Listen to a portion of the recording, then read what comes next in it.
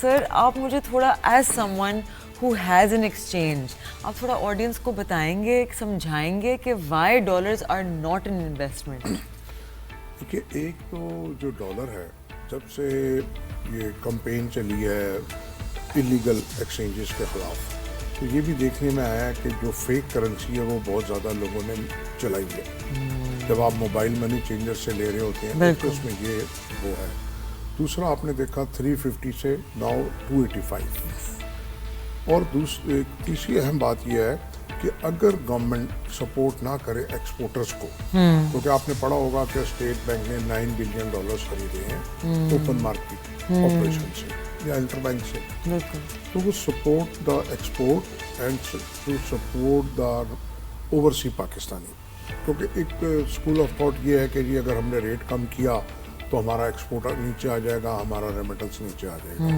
جبکہ وہ ایک الگ ڈبیٹ ہے, کیونکہ جب آپ کے یہاں $50 کا ڈالر تھا اس وقت بھی آپ کی ایکسپورٹ اتنی تھی, اور $300 پہ آنے کے اوپر بھی ایکسپورٹ اتنی. تو میرا کہنا یہ ہے کہ یہ انویسٹمنٹ نہیں ہے ڈالر. اور اگر آپ پچھلا وہ دیکھیں, اس کے مقابلے میں اسٹاک میں آج دیکھ رہا تھا پچھلے 2-3 سالوں میں 300 ٹائم اوپر گیا ہے.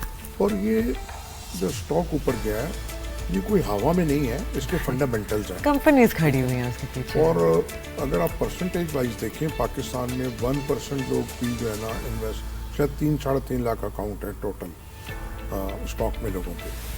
تو بہت بڑی مارکیٹ ہے, اور جو اس کے جو فنڈامنٹلز کے حساب سے جو ویلیو نکلتی ہے وہ اسٹاک ایکسچینج کے شیئرس کی کم ہے.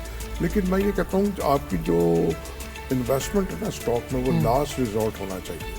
اس سے پہلے آپ مینوفیکچرنگ کرتے ہیں تو وہ So you say you encourage business کہ آپ entrepreneurship کی طرف آئیں, آپ اپنے بزنس میں کوشش کریں. اور ڈالر کی میں نے آپ سے کہا کہ اگر آج گورنمنٹ بائنگ چھوڑ دے, کیونکہ مارکیٹ میں اس کی ڈیمانڈ نہیں ہے, تو یہ 250-260 کے لیول پہ آئے انشاءاللہ. This is in the next year we're expecting it to come down. ابھی predictions آئی ہیں کہ پچھلے اگلے 1 سال میں it's predicted کہ 250 and 260 کے بیچ میں فال ہوگا. جی بالکل بالکل.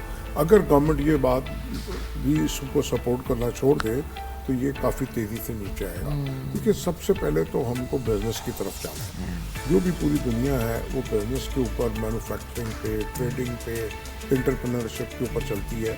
جیسے آج کل ہمارے نوجوان بچے ہیں آئی ٹی میں بہت آگے جا رہے ہیں. ٹھیک ہے, اب اگر ہم بات کرتے ہیں گولڈ کی, وہ بھی ڈیٹ انویسٹمنٹ ہے. ٹھیک ہے, وہ پرائزز اوپر جا رہی ہیں, اس کی وجہ یہ ہے کہ انٹرنیشنل سینیریو چینج ہو رہا ہے. تو لیکن اگر ہم اپنے پڑوسی ملک میں دیکھیں تو گولڈ کی وہاں فیکٹریاں ہیں جہاں پہ ایک فیکٹری میں ہزاروں ورکر کام کرتے ہیں, جبکہ ہمارے یہاں ایسا نہیں ہے, کیونکہ ہمارے تو پالیسی کوئی نہیں ہے, اور جتنا بھی گولڈ ہے ہمارے یہاں وہ لیگل نہیں ہے. تو ہم کو سب سے پہلے بزنس, سب سے آخر میں سمجھتا ہوں اسٹاک آتا ہے. لیکن وہ بھی اتنا بہترین اگر وہ فنڈز کے ذریعے جائیں بجائے خود انویسٹ کرنے, میوچل فنڈز کے تھرو ایکسپرٹیز کے ساتھ جائیں نا, کیونکہ فنڈ جو ہیں ان کے پاس ایکسپرٹیز بھی ہیں, ایکسپرٹس بھی ہیں, اینالسٹ بھی ہیں, سارا ان کا کام ہے, اور ان کے ریزلٹس بھی بہت اچھے ہیں. تو لیکن کیونکہ جو ڈالر گولڈ لینے والے ہیں یا پراپرٹی لینے والے ہیں ان کے پاس پیسہ لیجیٹیمیٹ کم ہے.